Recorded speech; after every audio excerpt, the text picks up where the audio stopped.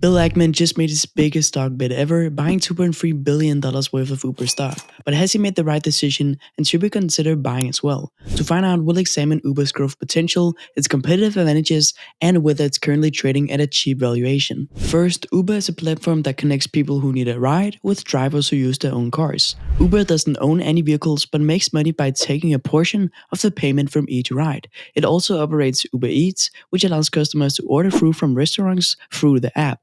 Uber charges fees to both the restaurants and the customers for deliveries. By linking riders, drivers, and restaurants, Uber generates revenue without owning cars or restaurants itself. Uber operates in many countries worldwide, but there are still untapped markets it could expand into. Currently, it is banned in 14 countries, though Denmark and Australia have strict regulations. If these countries were to open up for Uber, the company could benefit significantly. However, many of these countries already use Didi, in which Uber owns a stake, meaning it still has some presence in those markets. There are a few factors that explains why Uber should grow in the future, one of which is increasing its user base. As in 2022, Uber had 131 million active users, and by Q3 2024, that number had grown to 161 million, an increase of roughly 23%. That's a significant jump, though naturally this rapid growth will slow as the business expands. However, there are still plenty of people who don't use Uber, which leaves room for continued growth. Another way Uber can grow is by increasing consumer spending. One way it's working on this is through Uber One, a subscription service that offers benefits like discounted rides and free deliveries, encouraging users to use Uber more frequently and spend more money. As mentioned, Uber also offers a variety of services such as Uber Eats and Uber Freight, which encourage consumers to spend more across different offerings while also promoting Uber's ecosystem. These services effectively advertise for one another, creating a cycle that drives more engagement. This strategy has already been working well for Uber. Back in 2022, the average monthly rides per user were 4.9, and by Q3 2024, that number had risen to 6 rides per month. This increase suggests that Uber's approach is proving successful. Another highly debated topic is the future of autonomous vehicles. In September 2024, Uber expanded its partnership with Waymo to introduce autonomous ride hailing services in Austin and Atlanta.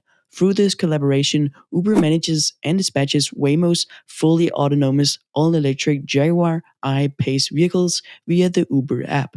Overall, Uber is forming partnerships with autonomous vehicle manufacturers to integrate their vehicles into the Uber app. This is a smart move because it prevents these companies from launching their own ride-hailing apps and cutting Uber out of the equation to avoid paying commissions. The advantage for Uber is that it already has a massive platform with over 100 million users, meaning these companies rely on Uber for access to a large customer base. If each company were to create its own app, consumers would have to download multiple apps just to book a ride, which would be inconvenient. However, widespread legalization of autonomous vehicles is still a long way off. Currently, only 3 countries, the United Kingdom, Switzerland, and the United States, have legalized them. Additionally, many roads may not be suitable for autonomous driving, which could limit their practicality. In my opinion, I don't think autonomous vehicles will destroy Uber's business, but they are definitely a factor to keep an eye on. When it comes to evaluating the business, we'll use the price earnings ratio, the price to free cash flow ratio, and the discounted cash flow model to determine what Uber should be worth. Starting with the price earnings ratio, Uber currently has a PE ratio of 17 compared to the yearly median of 77. This makes it look relatively cheap. However, it's important to consider that Uber's price earnings ratio has been highly cyclical due to factors such as fluctuations in its stock price and periods of unprofitability. This volatility means that simply comparing the current price earnings ratio to its historical median may not provide the full picture. Next, looking at the price to free cash flow ratio, Uber sits at 23.5, which is below its yearly median of 32, again suggesting that the stock is trading at a discount. However, just like with earnings, Uber's free cash flow has also experienced significant fluctuations. Despite this, both its price earnings and price to free cash flow ratios are currently below the S&P 500's ratios right now, which is surprising given that Uber is typically considered a growth stock. Now, for Uber to deliver a 10% annual return over the next 5 years, matching the market's historical average return, it would need to achieve a compounded annual growth rate (CAGR) of 11.6% in earnings per share and a 10.7% in free cash flow per share. This seems possible given the company's growth potential as discussed earlier. If Uber were to grow at an even faster rate, say a 15% CAGR for both earnings per share and free cash flow per share, then its annual return over the next 5 years would rise to 12%, providing a solid upside. This gives some context to the current price earnings and price to free cash flow ratios and what they imply about future returns.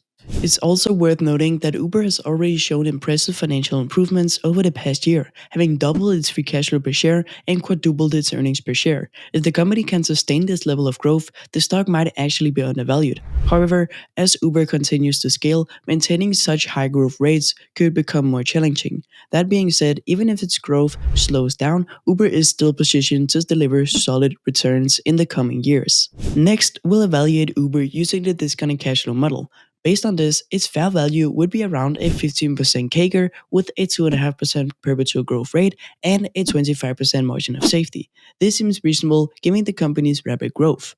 For Uber to remain strong over the next 10 years, it needs a solid moat. One of its key advantages is its brand recognition. Uber has almost become a verb, much like Google. This means that when people think of getting a ride, Uber is often the first name that comes to mind, creating strong brand loyalty. As mentioned earlier, Uber also offers a variety of services, which increases app usage across multiple areas. When customers rely on Uber for different needs, it becomes more convenient to stick with their platform rather than switching to a competitor. This diversification helps Uber retain users within its ecosystem. Additionally, Uber collects massive amounts of data on traffic patterns, user preferences, pricing, and driver behavior. This data allows the company to optimize routes, pricing strategies, and incentives, giving it a competitive edge over newer rivals that lack these insights. Finally, Uber's scale is another major advantage. Operating in 70 countries means users can rely on Uber even while traveling, making it difficult for competitors to match its global reach. So to conclude, did Bill Ackman make the right decision to buy Uber stock? In my opinion, it looks pretty cheap at its current price. Uber has built a strong moat with its well-known brand and a wide range of services from ride-hailing and Uber Eats to freight and new autonomous vehicle partnerships. Its current valuation is attractive when you compare its price earnings and price to free cash flow ratios to its yearly medians. Plus, Uber is generating a healthy return on investment capital of around 20%, which shows it uses its money efficiently.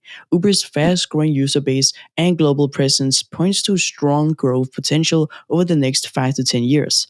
Although challenges like regulatory issues and competition exist, Uber's broad platform and smart use of data to optimize routes, pricing, and customer experiences gives it a real edge. If Uber keeps delivering solid results and continues to strengthen its moat, then Ackman's bet could be a smart move for long-term investors. Thank you so much for watching. Now, if you want to learn more about undervalued stocks, which you might want to keep an eye out for, watch this video right here.